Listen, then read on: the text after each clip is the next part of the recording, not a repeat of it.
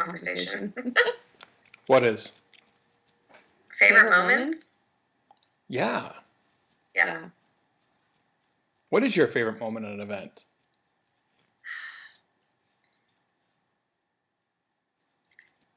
I think it's hard for me to pick a moment, but in general, I am all about the toasts. Really? I love listening to people's toast. Okay. Like, and I kind of joke that we can base our predictions on how long the marriage is going to last based on the quality of the toasts that are given at the reception. That's interesting. And I don't think you're wrong with that. Well, I'm not going to say I'm always right, nor do I want to be right in that regard all the time. But yeah, sometimes you just get this sense from people, when you're listening to the toast, especially the people that have been friends since childhood. And I love it when dads get up there and cry. Like, yeah. It's a really cool moment. And I think that a toast is really an ultimate tribute for someone to give someone on their wedding day. Mm-hmm. The words that are chosen, the heartfelt emotions that you express, I definitely think it's important. But it's also important for the person receiving the toast to also be cognizant enough of the toast being given. And that's an important moment too. Yeah. But I don't know, maybe it's my background in video that I'm drawn to that. And actually recently, I told you my brother just got married in October, my brother. And I have not been a bridesmaid in quite a while. I kind of thought I was pretty well past that life stage. But it was exciting to get to be asked to be in the wedding. And he and I have always been really close, and I just adore his wife. But it was interesting to find myself in that position again. And Kevin was only 17 when we got married, mm-hmm. and he wrote a poem. In our case, we actually had to read it at the ceremony instead of at the reception because I didn't know what I know now and wasn't working in the wedding industry at the time. But it worked for that environment. And he wrote this poem, and he wouldn't let either one of us hear it beforehand. So we were hearing it for the first time along with all of our guests. Oh, wow. And it was amazing to see this 17-year-old kid make almost 400 people laugh and cry at the same time. And so there was like this lot of pressure that all these years later, I'm going to try to create something that was worthy of the relationship that he and I have and of the memories I have from my wedding. And my brothers, he's actually written poems for all of us at all of our weddings over the years. And so my brothers each wrote a poem, and they opted to do theirs, and my husband wrote one for them also. They did theirs at rehearsal dinner. Cool. But I wanted to do mine at the ceremony, and I actually kind of parodied the one that he wrote for me. And so I used like some of his same opening lines, and then I used some of the same rhymes that he did. Cool. But I decided not to tell him that I was doing it. And since the officiant was a friend of mine as well, I just contacted him and said, okay, we need to plan this. When he calls my brother up to do the reading, just you need to, when you're going to do that, and that's what Kevin's notes say, you need to call for me first. And it was really fun, but I was surprised at how nervous I was. I mean, like physically shaking when I tried to hold the poem.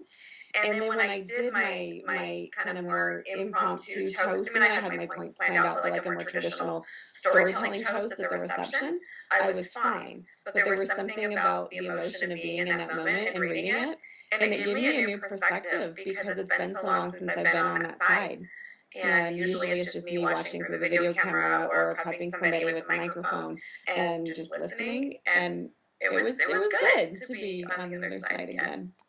Welcome to Creating Connections Podcast, Volume 5. We jumped right in the middle there. It's awesome. That's okay. I love it. So we're talking about toast. Yeah. And Vickie just mentioned about how it's so tough being in that moment sometimes to deliver the toast. when you're on the other side and you're not the person behind the scenes, or maybe you're not truly connected to that family. And I think that's one of the biggest struggles as a master of ceremonies, is the ability to go there with your clients and go there with that emotion that you can draw upon from that experience that you have, and really introduce a moment that has meaning and purpose and will move people emotionally. But you have to go there emotionally yourself, but not lose your composure. And I think that's such a beautiful balance that we can strike sometimes with what we do. And so if you're watching this podcast for, I don't know, the first time or the fifth time, we thank you for being a part of it. And we hope you get something out of it. And that's something that going there emotionally, I think our mentors have taught us. Vickie and I had the pleasure of being in a Master of Ceremonies workshop this past July with the Marbecca method. Where I cried when I went back to a particular moment at my wedding. Mm-hmm. That's the other thing, tears, when you're talking about gauging predicting the longevity of a marriage. Yeah. Tears, that says a lot, especially when the groom cries. That gets me. And I'm not just talking about when my groom cried. Yeah. We had a very emotional. All the guys at my wedding were pretty emotional. It was kind of funny looking back. Girls were fine. The guys were bawling. Yeah, I did a love story inside of an armory. And I had someone say to me that was the most sentimental wedding they've ever been a part of. And if I can do that with concrete walls and floor, it's not all about the location or the venue. Yeah, it's pretty cool. Yeah. It's pretty cool. Favorite moments? There's something too, just getting back to that being on the other side. People like you and I that are used to presenting in front of people. I think the other thing that was good for me to get back where I was emotional is I have to remember that so many of these people that I'm trying to coach and that are, trying to lead them through the process of preparing a toast, they're nervous. They don't speak professionally. They don't do that all the time.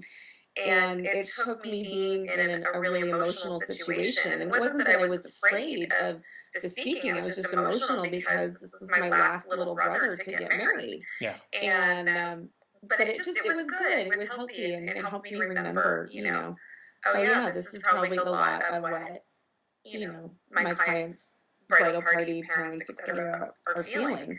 Or even when you hand the mic to a bride and groom and are wanting them to say a thank you. Yeah. Not everybody loves that, and it takes different preparation for different people to get to that point, to be able to have those authentic moments in spite of the nerves. Well, and I think exactly what you just said there, to have those authentic moments. Because too often they'll put the wall up, right? Mm-hmm. And they'll be having the mic and they'll be stuck and nervous and not know what to say. They have to be themselves. Because they'll start to cry and they'll think, oh, I'm losing, and they don't realize it's okay if you're crying as long as we can still understand you. But maybe because I cry so easily, I've learned to just kind of talk through my tears. And so I can't do it. I have, I've lost it at Toastmaster speeches before. I have too. It's a story about that same brother, but I'll tell that one another time. Do you have another favorite moment before we go on to our next topic? Man, favorite moments. There's so many I've had over the years. Just memorable for the wrong reasons or the right reasons, I guess is the question. That's a good question. Maybe we can talk about the wrong reasons on another podcast. We'll do a whole episode on that. That sounds fun. That'd be a good one. What not to do? One of the most romantic weddings I saw, the couple did their own first dance, and she was a choreographer, I should say. And they had a very romantic first dance, complete with a second dress change. She actually had a second dress for the after dinner part of the reception, because she wanted to be able to move in her dress with the dance, right? And she couldn't move in the first dress that she wore at the church. So they had just an amazing first dance, really cool, and everyone was into it. And the groom's name one escapes me. song, or was it a mix of songs? I need One background song. information. One song? One song. And it was, gosh, I'm on the spot here. I totally remembering it right now. It's okay. I can see that you're playing it in your head. Yeah, I can see the I can see the couple. I could see the couple. And the song was very much a 1940s big band song, and I forget the name of the song right now off the top of my head. That's okay. It was a great moment though, just amazing, really cool at the Landmark Inn up in Marquette, which is a beautiful little haunted inn, if you will, on the shores of Lake Superior, and so very cool. And I mean, other favorite moments. We've been a lot of favorite moments. Another favorite moment I was a part of recently was Danielle and Ryan Frappier's wedding, June 8, 2013. And I wasn't even the MC for it. Our company was, but Josh Barron was our MC for that event. And we created a beautiful father-daughter moment. And Danielle's father, Bill, was dying of cancer. And he came in January. And a good thing we had this foresight, to do these things. And we recorded messages from her to him and him to her. And I'm very thankful for my training through the entertainment experience with Bill and Jason Jones, Bill Herman and Jason Jones. And Bill helped me get the true emotion out of that moment for Danielle's father. And it was really cool. They were able to, they weren't able to dance on her wedding day because he was in a wheelchair, confined to a wheelchair, but they were able to hold each other in that moment and just listen to the words that were in the instrumental portion only of the song they selected for their father-daughter moment. And just, to know Danielle could have that moment with him. He passed away 9 days later, and it was just pretty cool to be able to give her that kind of moment on her wedding day, and memories to cherish, and recordings of her dad that now she'll have forever, so moments like that where you can touch people. And okay, well, and the story you told me this weekend, was it Josh and Kim and their grandmother? Yeah. I was in tears. And I don't even know these people. Yeah, Kim and Josh got married July 28, 2012. And a great couple, again, another great couple. And we have awesome couples we work with at Tailored Weddings. I'm so blessed with the couples I work with. It's killing me that I cannot think of these. I think it's Michaela and Josh was the other couple's name. And the song was, I forget. It'll come another time. I don't want to get all sappy and emotional here. We had some great. Are you going to tell a story about the grandmother though? Did prepare for the meal? We'll save it another time. We're already getting deep in this podcast. That's a good story. My other favorite one, I guess, more energetic one. I did a wedding for. Yeah, making me cry. Yeah, I did a wedding for another couple in. We've had so many great moments over the years, but I did a wedding for this couple October 17th, 2009, and just a energy in the dance floor and the groom. The song. I get a feeling it literally just come out, right, and the breakdown point of the song, and it's I got a feeling, right. And Kevin, Angie and Kevin Pashevitz is the couple, Angie Vardigan and Kevin Pashevitz. And the grooms go, great night, awesome night, good night. And he's just screaming along with the words of the song. It's on our YouTube channel. Check it out. It was pretty fun. But certain moments just stick out that are like indelible in your memory and all the events you've done, and not just the ones that are, for the wrong reasons. We also wanted to talk about tonight favorite books. Yeah. I brought one. I don't think you and I have talked about this book. I'm sure that you've read it. I love that book. I try to read it pretty often. I read it again earlier today. I hadn't read it in probably 2 years. I hope to read it like once a year, but I'm just not disciplined. But it seems like no matter what's happening in my life, every time I pick it up, it's like, oh yeah, I needed this reminder. So, for those that aren't familiar, it's just a really short little read. It's a parable or allegory, if you will, about these four characters that are in a maze chasing after cheese. And cheese can be whatever you want it to be: success, peace, happiness, relationship, whatever that means to you. And it just talks about the different ways that they approach their situations, and what do they do one day when they show up and their cheese is gone, and how do you adapt to that? And and I've had my cheese moved several times, professionally and personally, and yeah, this is just a really great, easy, quick read, harder to apply, but just that needed a reminder. Yeah. My wife actually turned me on to that book. I think she got that book through her company, through her career. Probably, I don't even know, probably 15 years ago, 12 years ago, something like that. That sounds about right. About when Craig's boss gave it to him. Yeah, it's a. He was the one moving our cheese at the time. Well, as long as you don't cut it, you're okay. Yeah. No, but that was really part of our story, is that we did not start our wedding business on purpose. It just kind of happened, and took us by surprise. We did a video for our own wedding, and people came up to us at our reception asking us for our business cards.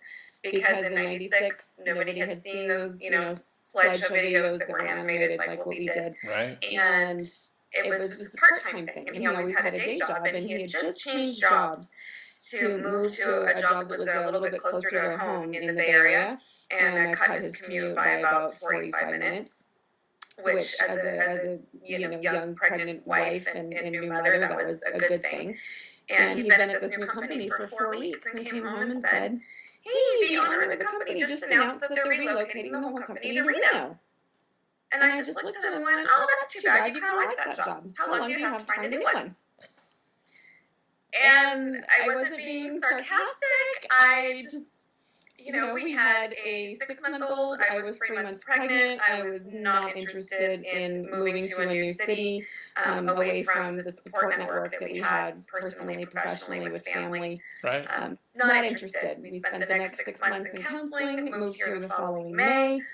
And here we are. It's been, almost 14 years. And, but that was, I look back and I go, yeah, my cheese moved in a big way. And especially being pregnant and having a baby, it was not a pretty time in our life. But through the process, I knew that it was what we needed to do. And it was a good step for us in the right direction. And then the next time we went through some major changes with regard to work and life and business, I was a little better able to adapt. So yeah, I had to say that again just in the last few weeks, so not quite to the extreme. We're not moving, but we've had a major shift recently, and again, it's just good timing. Yeah, What's on the top of your stack? What'd you bring? Oh gosh, I have a lot of books. I picked one to start with. That was the deal. Yeah, I know. Okay, if I could pick just one book, most of you will be shocked that I'm not picking something Gitomer. Because I'm not.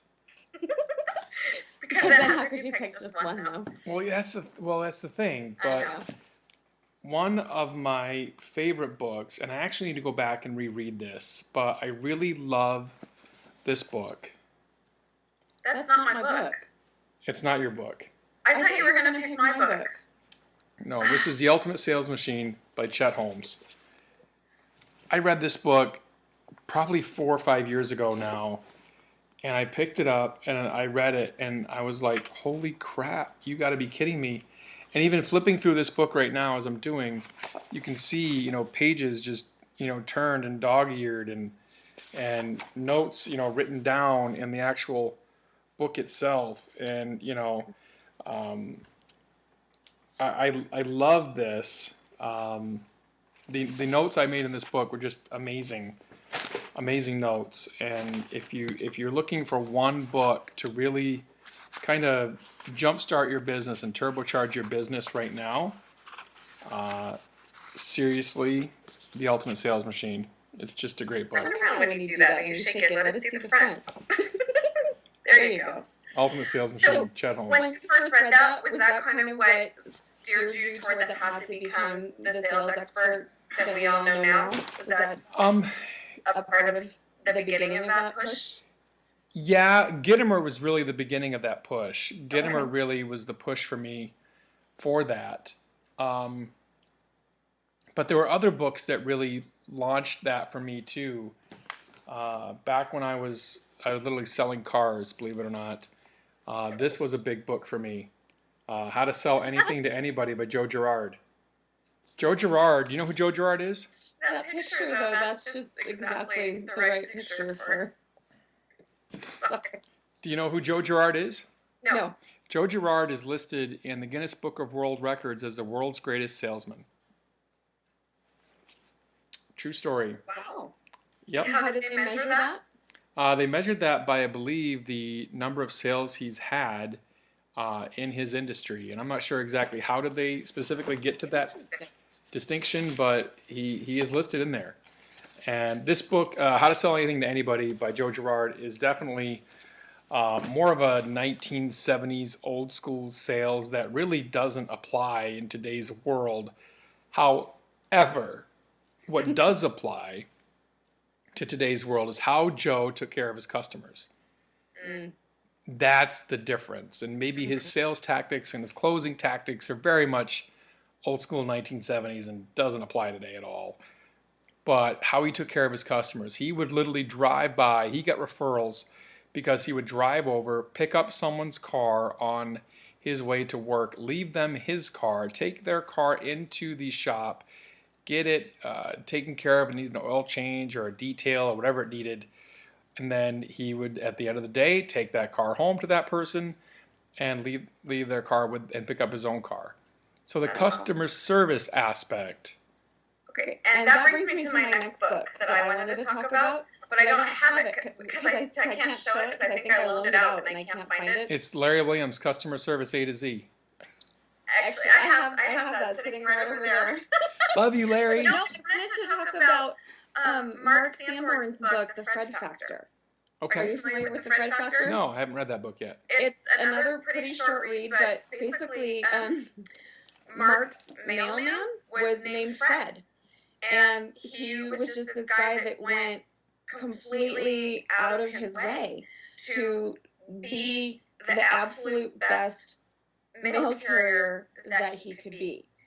And it really triggered this thing in the author, and he started watching for Freds and reporting on exceptional customer service. And it's just a really cool, again, another pretty short read, and one that you really should add to your list that you read every year. And I need to just get better about keeping track of who I loan my books to and actually getting them back. Life hack someone told me, and I needed to start doing it, was take a photo every time you loan somebody a book so that you have it saved to your phone. That's a great life hack.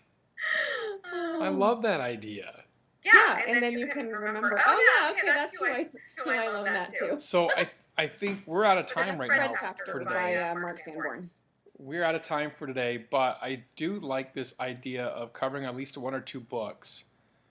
And I think we should probably do that for each podcast. Maybe cover one book that we each love. All right. So why don't we do that? Sounds good? Sounds good. Okay.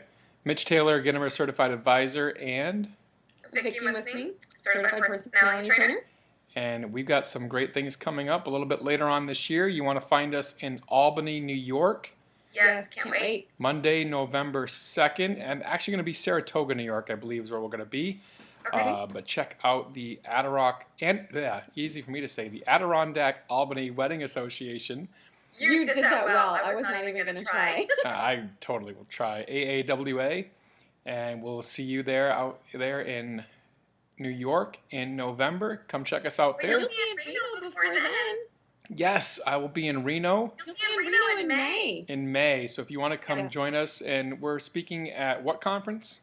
Weddings of the West. Weddings of the West, and that's coming up on May what? Wednesday, May 13th. Wednesday, at Boomtown in Reno. Awesome. Looking forward to Boomtown in Reno, Wednesday, May 13th. And check out our websites, VickieMusni.com Did I get that right? Mitchtaylor.net. Okay, awesome. Thanks, everyone. See you later. Bye.